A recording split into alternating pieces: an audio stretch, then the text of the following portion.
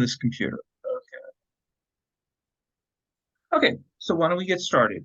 So I open up Microsoft Word, and before I get started, usually a student will say to me, well, Mr. Peterson, isn't there a built-in template in Microsoft Word for APA? And I tell students, yes, there is, but I warn students against using it because oftentimes it's not 100% accurate or it's not up to date. So I'm going to show you how to do an APA paper from scratch, and I'm going to include some things that Professor Dr. Mahler wants to see, things like a table of contents page, an abstract page, and more, okay? So I'm going to start with a blank document. So I'm going to start with, ooh, come on, where's my blank document? Oh, there it is. Okay. Couple of things to keep in mind. Now, you're going to be submitting your document to your instructor electronically, and that's terrific. But I still get instructors who like to see a hard copy of the paper. Now, you all know that a hard copy is a printed copy, right? Well, there's a couple things to keep in mind when you have to do a printed copy. This is just FYI in case you come across an instructor who wants a hard copy. First, when you print out, you have to print out on 8.5 by 11-inch paper. That's the standard printer paper size that you get from your standard printer. No other paper size will do. Second, when you print out on plain white paper.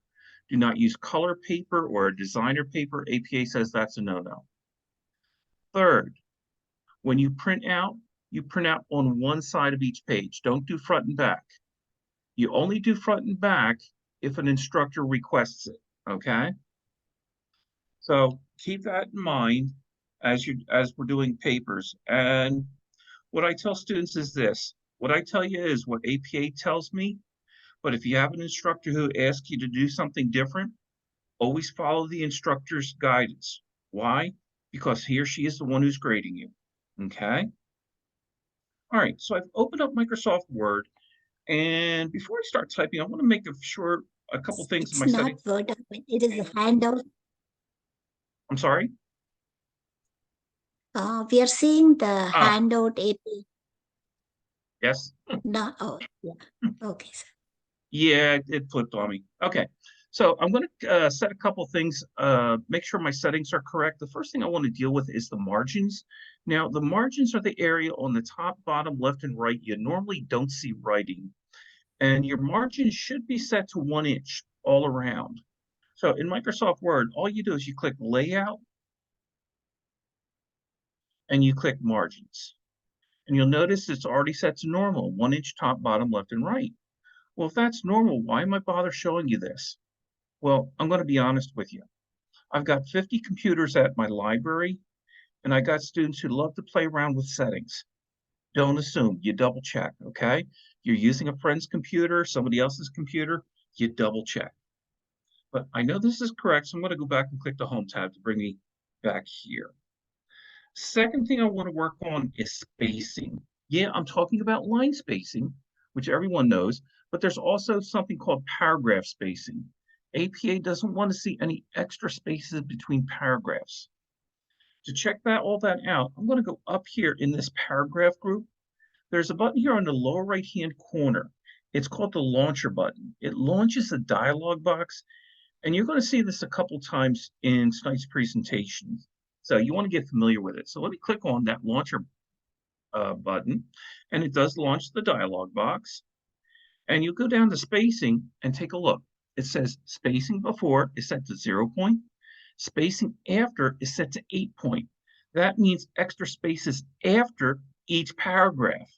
So what I do is I'm going to change that to 0 point.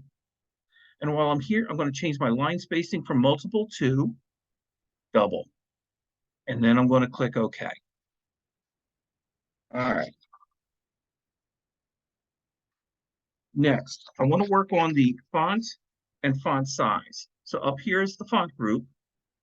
And I'm going to change it from Calibri to, and most students know this one, Times New Roman. And I'm going to change my font size from an 11 to a 12. We're looking pretty good. Okay. What I'm going to now work on is the first page of my paper. Now, the first page of your paper is a cover page, and a cover page is required for APA papers. Okay? Now, I'm going to first work on information in what is called the header.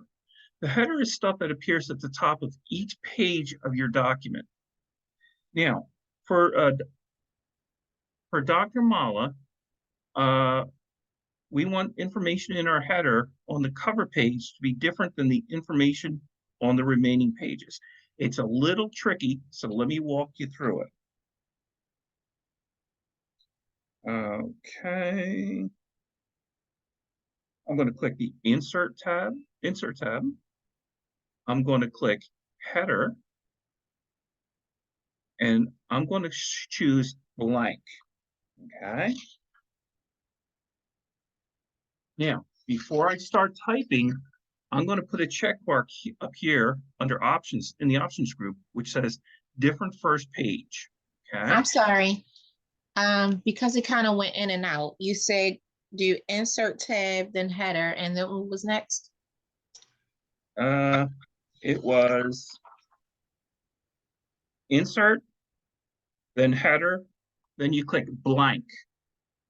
But you're going to be fine. Trust me on this. And then I put a check mark here which says different first page. So the idea here is the information in the header on this cover page is going to be different than the information on the remaining pages. Now, you're going to type in the words running head, a colon, and a space. Well, what's a running head? Well, this is the part you write down. A running head is a shortened title of your paper in all capital letters. Okay, I'll say that again. A running head is a shortened title of your paper in all capital letters. So I'm going to put my caps lock on.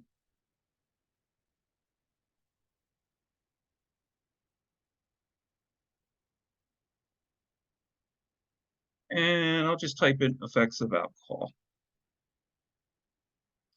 After I do that, I'm going to hit the tab key 2 times, so my insertion point is on the right-hand side.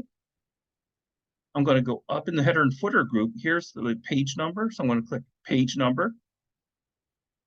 Current position. APA wants to see a plain number. None of these fancy numbers that's built into Microsoft Word. It wants just a plain number. Boom.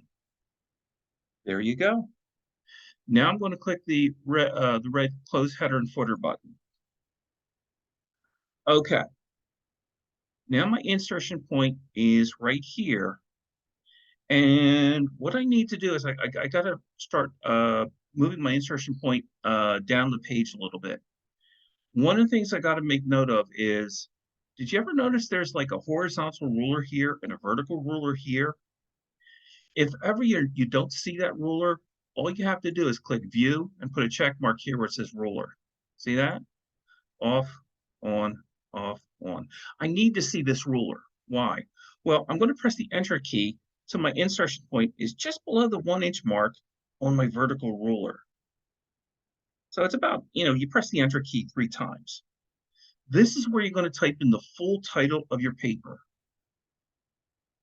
And the title for my paper is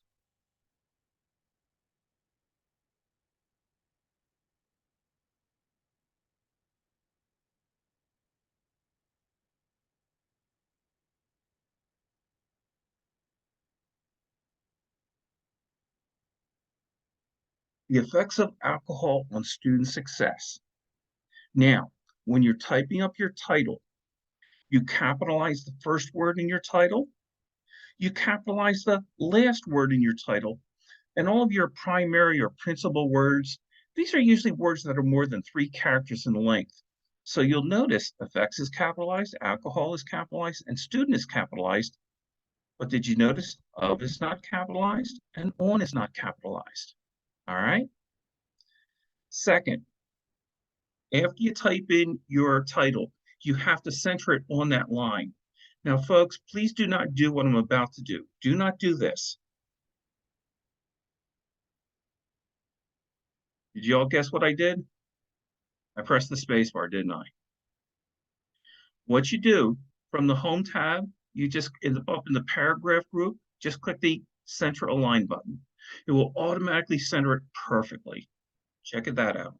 Pretty good, huh? Okay, after you do that, one more thing you have to do, select your title and make it B for bold. Make it B for bold, okay? After you do that, press the Enter key 2 times and type in your name.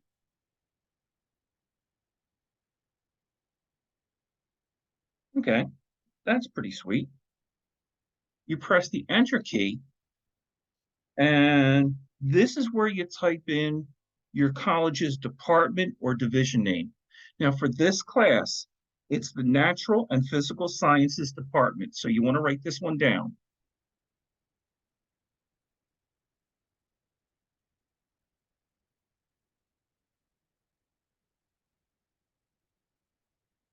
So write that down, Natural and Physical Sciences Department. Okay. After that, you place a comma and a space, and you type in the name of the college or university. Now, folks, please do not do what I'm about to do. Do not do this. Don't do it. Don't do it. That is not correct for APA style. APA wants to see the full name of the college or university you're attending.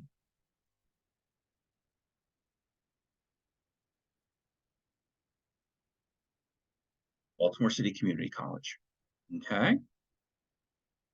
After that, you press the Enter key and you type in the name of the class. This is what, Bio 102. Now, Yes. a lot of instructors are going to ask that after you type in the name of the class, you put a little dash and you type in that 4-digit CRN number. Dr. Mala, what's the CRN number for this class? 1314. 1314? Yes, sir. Okay, great. Makes my life easier. After that, you type in a colon, a space, and the name of the class. Now, this is called what? Principles of Biology, correct? Yes, sir. Correct.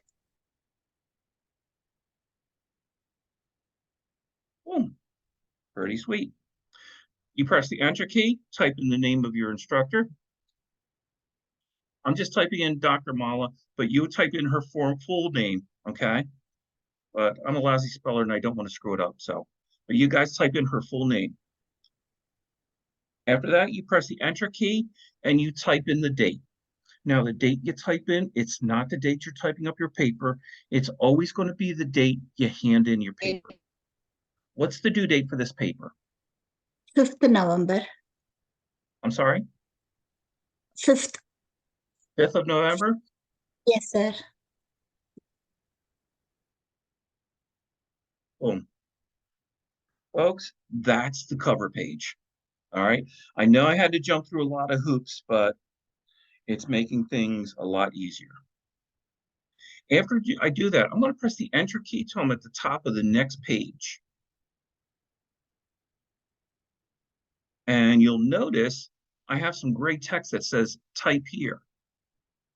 This is what you're going to do. You just double click over where it says type here and type in the running head without the words running head. In my running head, it was effects of alcohol, right? I'll then hit the tab key 2 times and I'll insert my page numbers. So it's page number, current position, and a plain number. Now I can click the red close header and footer button. Okay, I'm on the second page of my document.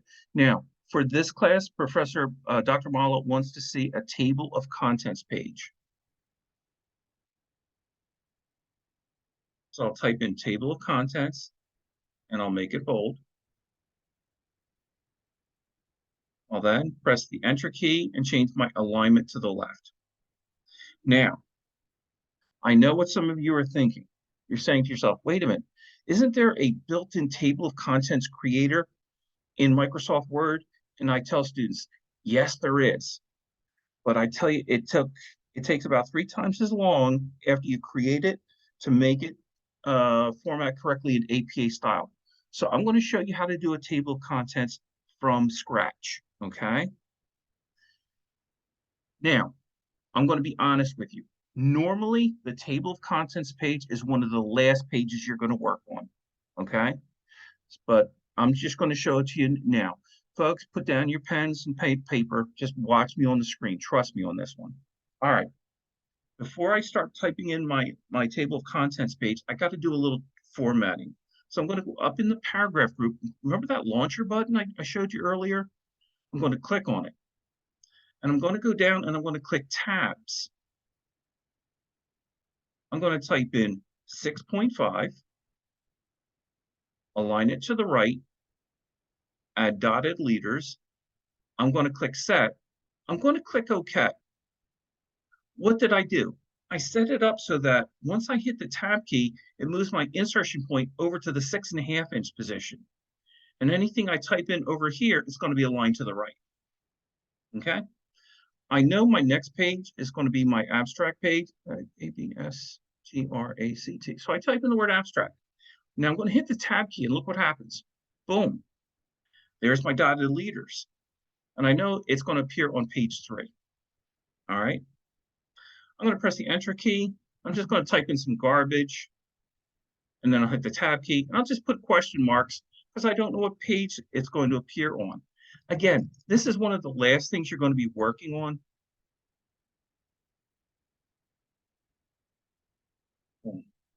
And I know the last page of my document is going to be the references page. And again, I don't know what page that's going to end up on, so I'm going to leave it alone.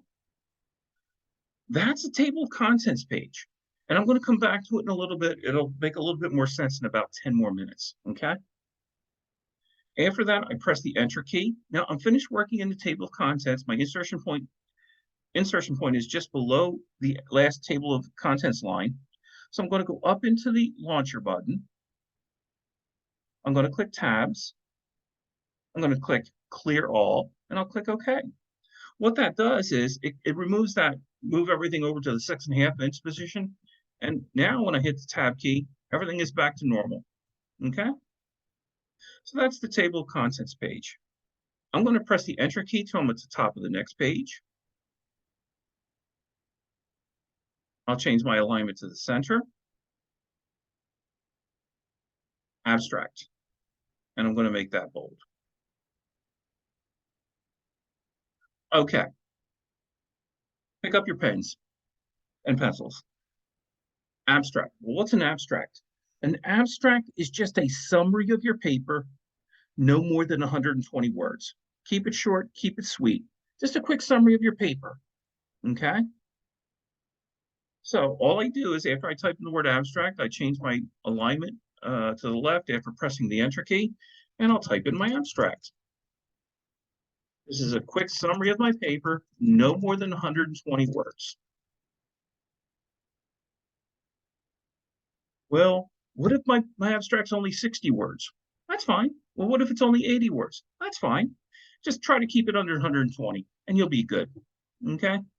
How many words are in my abstract that I just typed in? Well, if I just select those lines, it'll tell me, 59 words. See it right here? That's how you can tell. I'm finished working in the abstract. All right. So let's review. Here's your cover page. And everything looks good there. After that, it's the table of contents page, and we're going to go back to this a little later, and your abstract page. After the abstract page, you're going to press the enter key till you're at the top of the next page. Change your alignment to the center. You type in your title just one more time. After you do that, you press the enter key, change your alignment to the left, hit the tab key one time, and you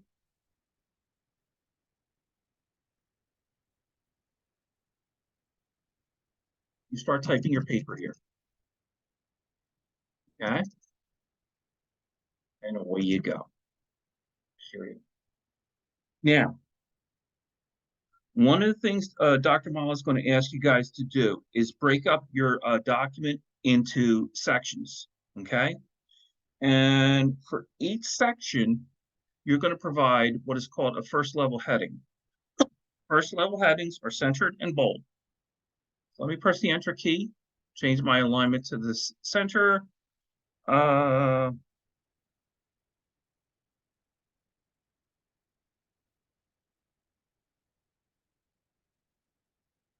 General information. You select it and you make it bold. So this is the first heading. And then you change your alignment back to the tab key and you type in information about, some general information about whatever the topic is. Period. Boom. Now, because I used a first level heading here, and it was called general information, and it was found on page 4, right? Here's the trick. For that heading, it should appear here.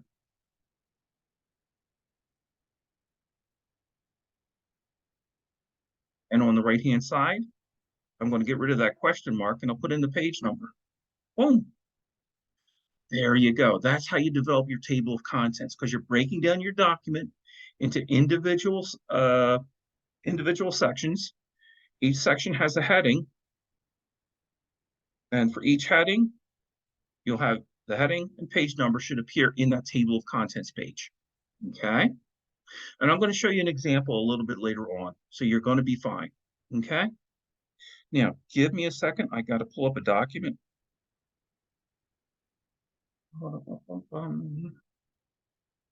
And I want to share it. Okay. This is a document on in-text citations. What's going to happen is you're going to be doing research. You're going to get information from various sources, books, journal articles, magazine articles, whatever. And you're going to incorporate that information into your paper. As you do that, you have to create what are called in-text citations, which includes the author's last name, year of publication, and page number. Now, if the information that you're using, let's say you take it word for word from a source and you put it in your paper, that's called a direct quote. Direct quotes have to have quotation marks around it. Then the in-text citation with the author's last name, year of publication, and page number. Look at my example. The research proved a surprising number of students felt that they didn't have a drinking problem. Notice the quotation marks around it. Then in a set of parentheses, the author was Smith. It came out in 2021, page 186. It's that simple. Well, let's say you're reading through a document, you're understanding what the author's trying to say. You put the author's ideas in your words in your paper. That's called paraphrasing. And paraphrasing is perfectly fine as long as you include the in-text citation of where you found this great idea. Look at my example. Every dollar spent using credit and debit cards means increased debt down the road. Now, notice there's no quotation marks here. Why? Because the student is using the student's own words. It's somebody else's idea, but it's the student's words. The rule of thumb is you never quote yourself. But I have that in-text citation. The author the student found this information from was from a guy named Jenkins. Came out in 2019, page 211. What if you have a quote and it doesn't have page numbers? If it doesn't have page numbers, you use the abbreviation para, then a period. It's the abbreviation for paragraph, and you count the paragraphs and find out which paragraph it was found on. Look at my example. With the latest technology, battery efficiency will increase 58% by 2030. Direct quotes, see the quotation marks? The author is Johnson, came out in 2020, and the student found it on the 8th paragraph. Okay? If you have a source and the source does not have an author, cite the first few words of the title in quotes followed by year of publication and page number. Look at my example. Research studies have proved that an increase in the price of gasoline corresponds to a decrease in demand. Notice it's the quotation marks here.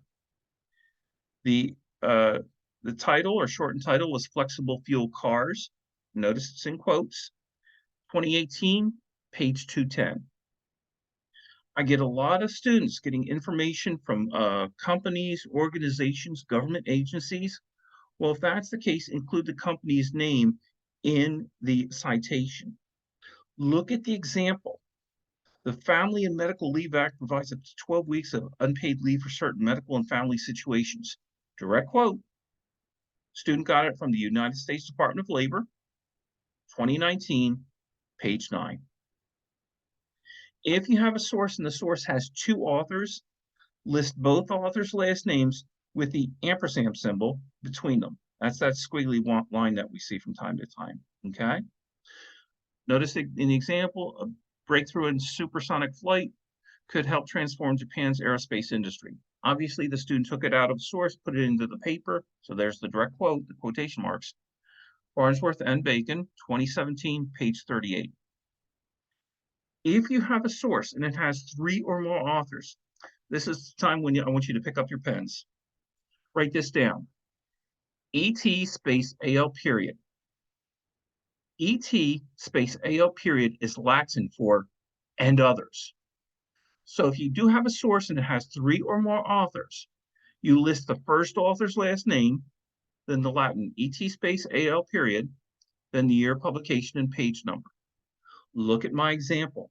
Experts predict by 2025, the average motorist will spend 20% of their income on transportation.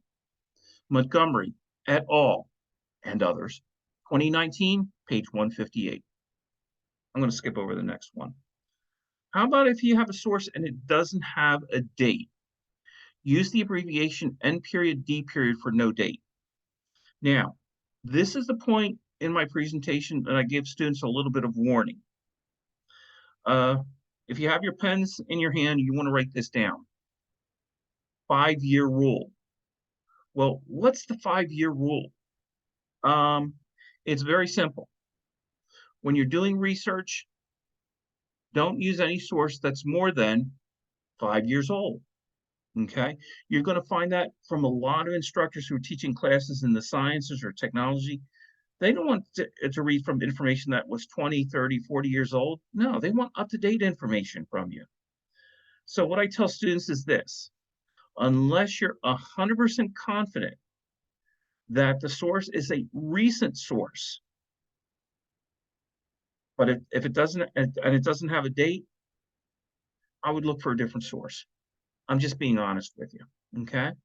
So if you're not 100% confident of the date, that it was published, look for a different source. But if, let's say you're really confident, maybe you're doing research on COVID or something like that, and COVID is a recent item, so yeah, you could use that, even though it doesn't have a date, because you're really confident that it was a recent event.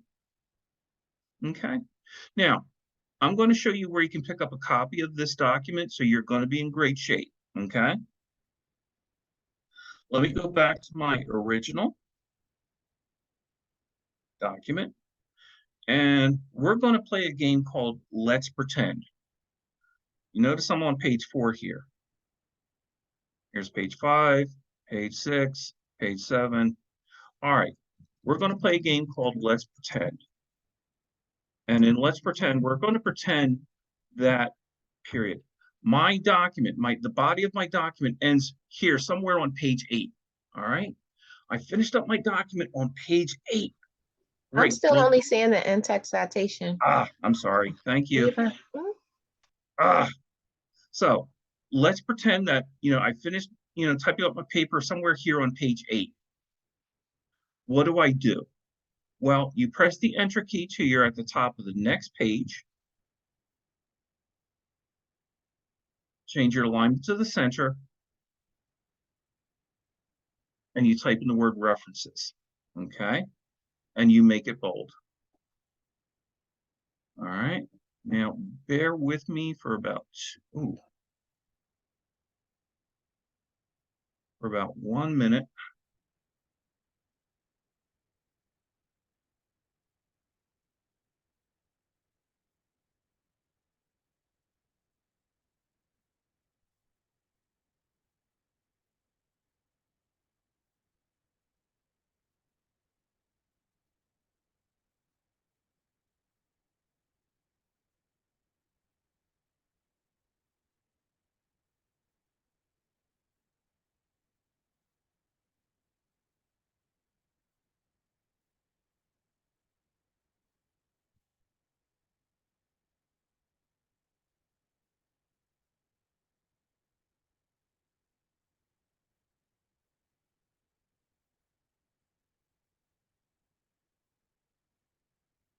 Okay. Just do one more thing here. Da, da, da, da, da. Okay. This is the table of contents. This is where you put in the full citation for each source you used in your paper. Okay. So let me show you another document and I'll go over it with you. I'm going to share it. Da, da, da, da. Okay. For your references page, this is where you're going to give the full citation for each source you used in your paper. You include things like the author's name, the year of publication, the title, the publisher, and more. Now, it's going to vary a little bit depending upon the type of a source you used. Now, let's say you have a source, and let's say it's a book source, and it was one author. It's last name, comma, first name, initial. There are no first names in a references page, okay? You want to keep that in mind. There's no first names in a references page. It's last name, comma, first name, initial. After that, it's the year of publication in parentheses, then a period. Then the title in italics, and then the publisher. Now, when we talk about titles in the references page, it's going to sound a little different. In the references page, you capitalize the first word of a title. In this example, it was how. The first word in a subtitle, in this case, it's the word death, and all proper nouns. They are people, places, things. So Rome is a place, so that's capitalized. But notice spell isn't, or a, or superpower is not. So you capitalize the first word of a title, first word of a subtitle, and all proper nouns, which are people, places, and things. How can you tell the difference between a title and a subtitle? Well, there's a colon here. That separates the title from the subtitle. All right. If you have a book source with 2 to 20 authors, APA wants you to list them all. Last name, comma, first name, initial, comma, last name, comma, first name, initial, comma, last name, comma, first name, initial, comma, so forth and so on. Before the last author's name, include the ampersand symbol. Okay. Then it's the year of publication, the title, and the publisher. If your book was compiled by an editor, after the person's name, in parentheses, ED period. In my example, there were 2 editors, so it's EDS period. What if you have a book with what is called a DOI? This is something you want to write down. A DOI is a digital object identifier. A DOI is a digital object identifier. What the heck is that? Okay, a digital object identifier, all it is, it's a link to the content online.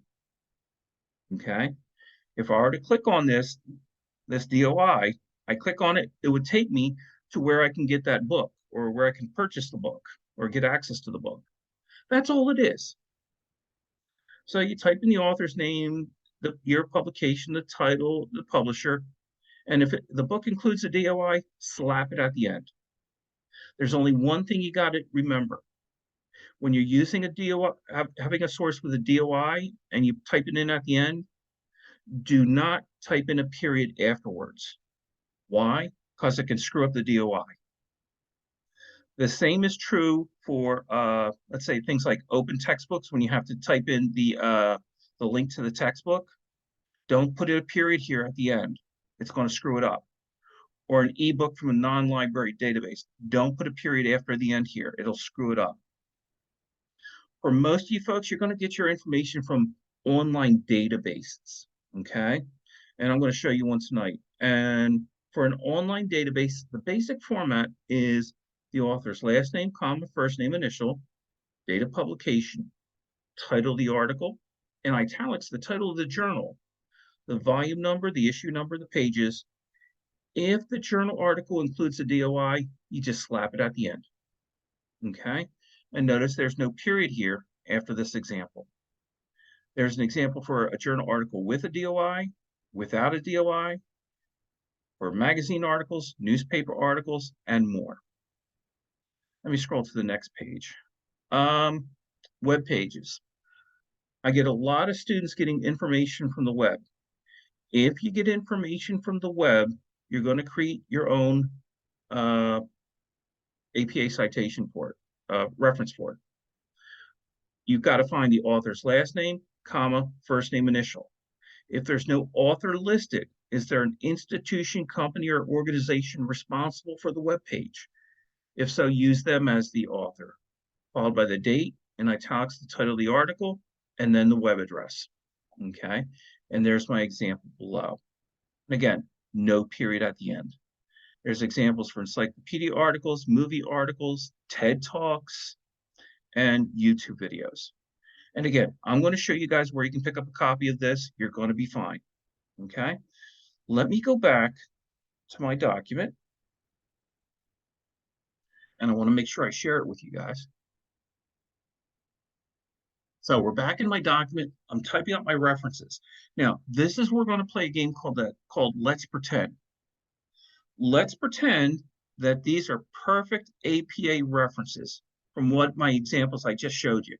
Like here's one source. This is my second source. This is my third source. This is my fourth source. Now, when you're doing your citations, couple things to keep in mind. When you're doing your references, each reference, if it takes up one line, leave it alone. If your source takes up, let's say, 2 lines, you indent that second line by ½ an inch. That's called a hanging indent.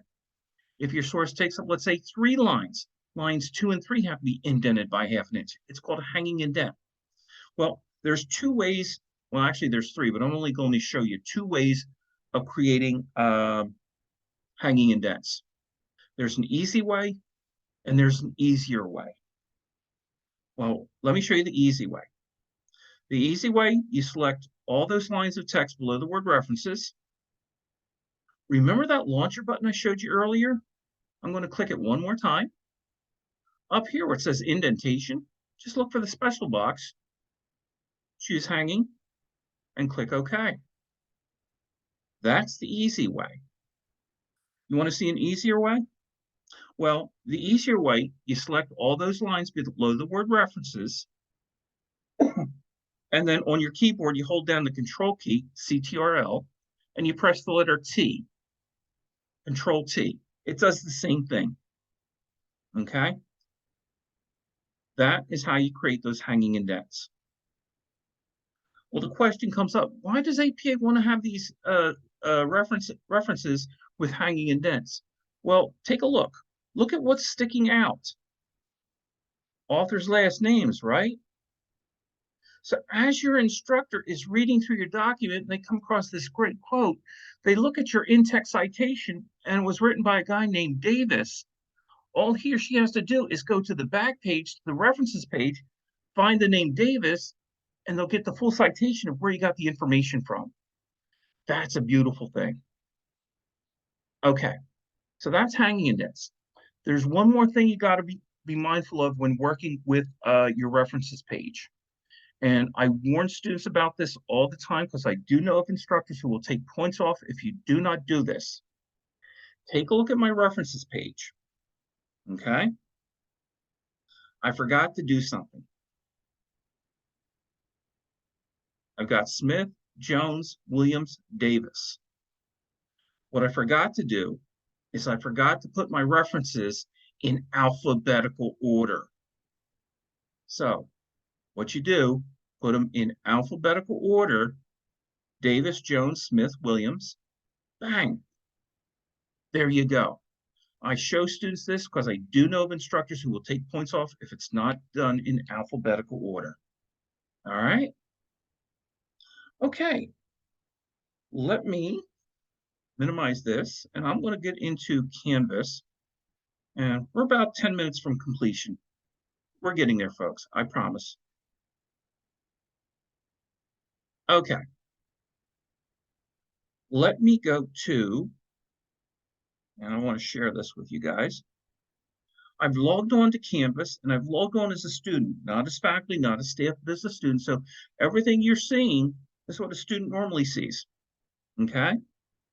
Now, what I did is I went down here and I clicked on library. This is the library button. So I'm going to click on it and it brings me to a libraries page in Canvas. What I wanted to show you is this. This is my APA guide. Let me click on it. Everything dealing with APA you're going to find here, including my APA checklist. What I tell students is don't turn in your paper until you've gone through my checklist to make sure you did it absolutely right, okay? But I've got different tabs up here. Now, you're going to recall in the beginning of my presentation, I said, yes, there are built-in templates for APA that's built into Microsoft Word, but I say don't use them because they're oftentimes inaccurate or out of date. Well, it's true. So I created my own. Take a look.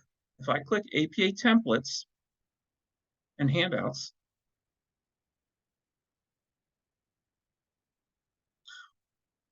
all I have to do is start scrolling down. Now, the first thing you're going to see is a standard APA template. Please do not use this. Don't use it. Do not use it for this class. Why? Because Professor Mala wants to see additional content that's not in a standard APA template. What you do, you scroll down this page. No, this is for Professor Johnson. So you scroll down some more, you scroll down some more till you see the link used in Professor Mala's classes. This is the one you want to download, save to your flash drives, and use it when you're creating your APA paper. Take a look. Let me click on it. I'm going to download it. I'm going to open it up, and then I'm going to share it. Share the screen with you. And I'm going to enable it. Ooh. Hold on, folks. I thought I shared it. There we go. Okay, so here's my APA paper. It's my template for my APA paper. So if you downloaded it and you want to start working on your paper, the first thing you want to work on, let's say, is the running head. Just go up where it says the gray text. You just double click on it.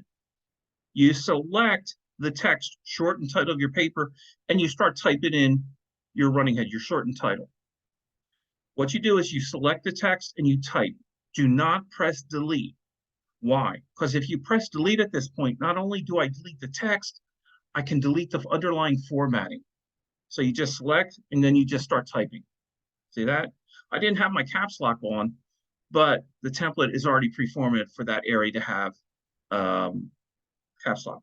Then you just close your header and footer, go down here, select, type in your full title of your paper here, then select, type in your name, select, type in your college department or division name, and you all wrote down Natural and Physical Sciences Department, and you know the name of the college. You type in your course name, Bio 102, and then a dash, and then the 4-digit number, your CRN number, then the course title, which is Principles of Biology, Dr. Mala, and then the date you hand in your paper. You scroll to page 2, and you already have pre-formatted for you your table of contents page. But before you do anything else, you double click up here, which is short and title of your paper, select, and you type in that short and title again. And then you close your header and footer, and bang, you're finished working in your header. What I tell students is, forget the table of contents page for right now. You're going to come back to it later. Why? Because you don't have your individual headings for those sections of your document, and you don't know what page numbers they're going to appear. That's why you want to leave this towards one of the last things you do. So you just scroll down, you go to your abstract page, select the text, read it, because it gives you basic information that I was telling you earlier about an abstract, and you just type in your abstract. You scroll down, select, type in your full title here, then you select, and you're in the body of your document, your paper, and you type in page 4, page 5, page 6, however many pages it's going to take. After you finish typing, you go to your last page of your paper, and it's your references page. This is where you give those full citations for each source you used in your paper. And yes, folks, they're already pre-formatted with hanging indents. Okay, so you're going to want to download this. All right, let me close this up and go back to my screen. No, I don't want to save this.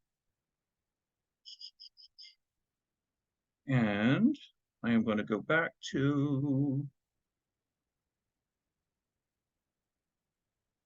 there we go. So I'm back in my APA LibGuide, library guide, and this is where the template is. Below that, I give you guys an example of what a completed paper should look like. Take a look at this. Running Head, Tanzania. Obviously, this is geography class. There's the title, the student, the name of the department, and so forth and so on. Page 2 is my table of contents. I have a section on culture and economy, geography and climate, Ngorongoro Conservation Area, Serengeti Plain, animal life, and references. And notice the appropriate page numbers for each. I scroll down, there's my abstract. I scroll down, there's my title, and there's my first heading, culture and economy. Where does it appear on? Page 4.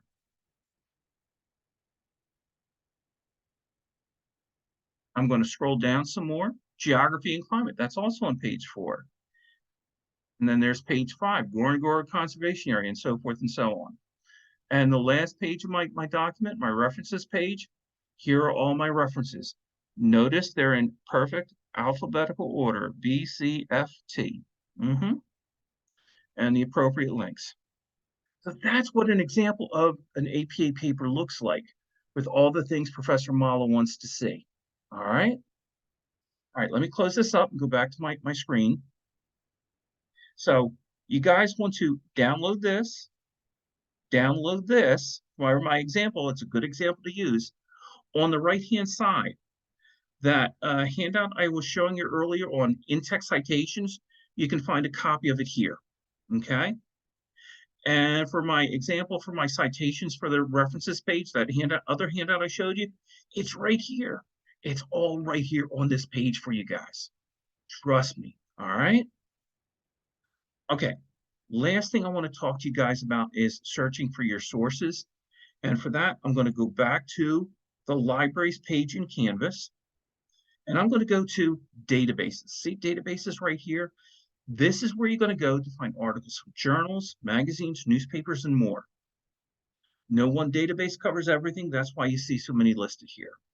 So what I'm going to do is I'm going to scroll down so I get to biology databases. And see this first link, it says biology journals. I'm just going to click on it. Now, before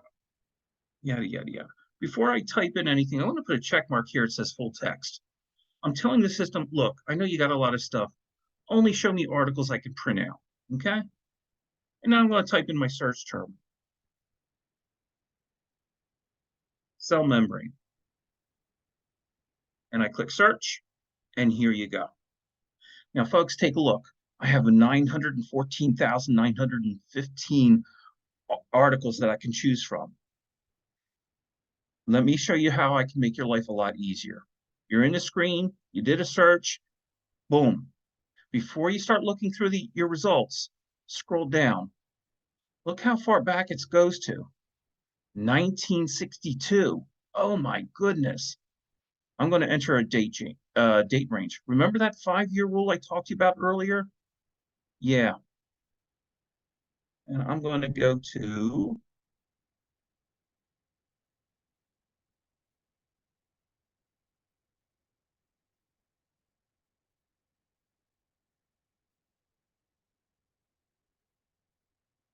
let's say October 27th of 2017 to today. And I'm going to click update. So it's only going to show me articles published within the last 5 years, right? I'm now down to 315,000. Oh my goodness. All right, here's the second trick when you're in this database. Right now, it's sorting by the most recent articles first. All I'm going to do is up here where it says most recent, I'm going to click the arrow and I'm going to choose relevance. What's going to happen is the most relevant articles from what I'm searching for are going to appear first. So let's say I like this article.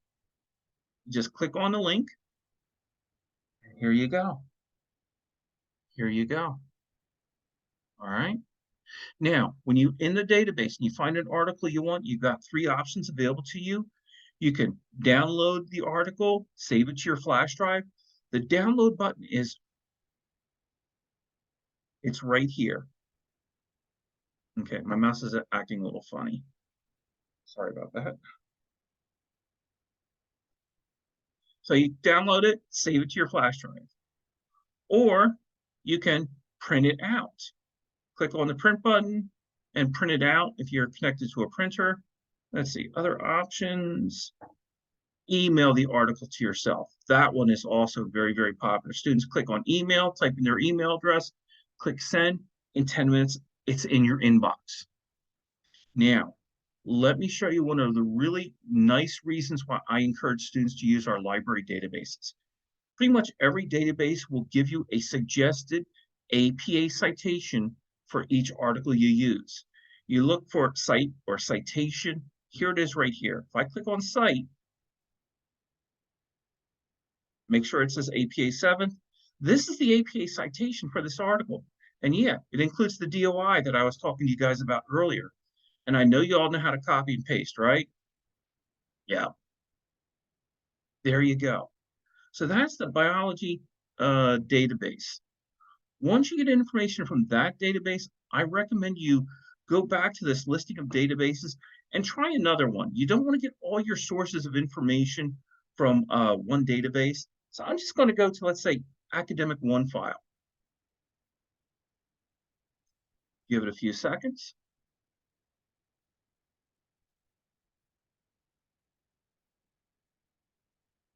Cell membrane. And I'll click search.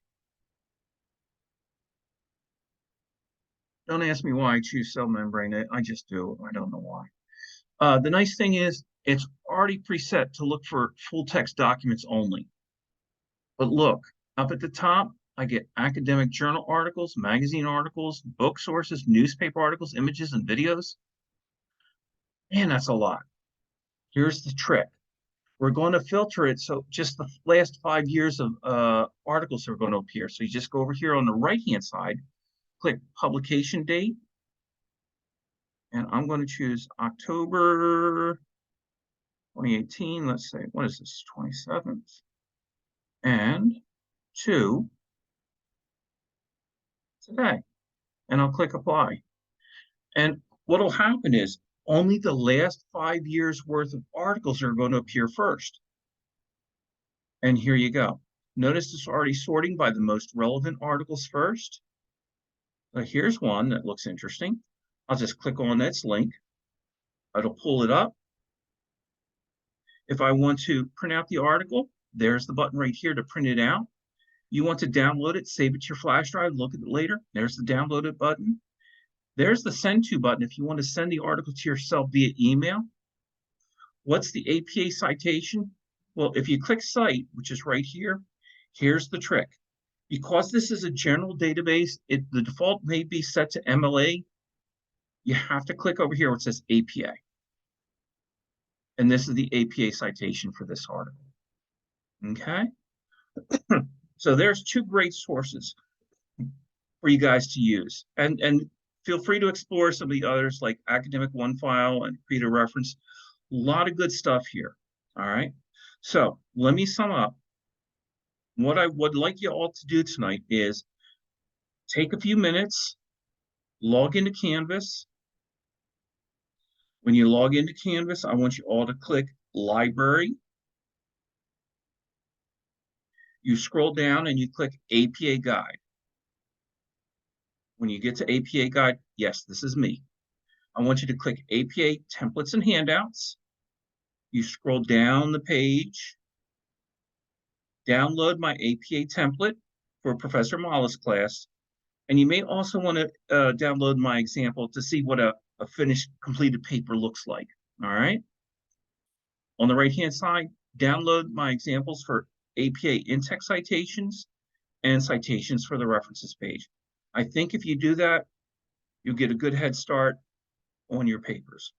You guys have any questions for me? I know I showed you guys a lot of stuff here tonight, and I thank you because it is a Friday night. Okay, Professor Mala, I think they're yours. So much for all the help, sir. Mhm. Thank you. And let's see, how do I stop recording? Da, da, da, da. Where's the button to stop recording?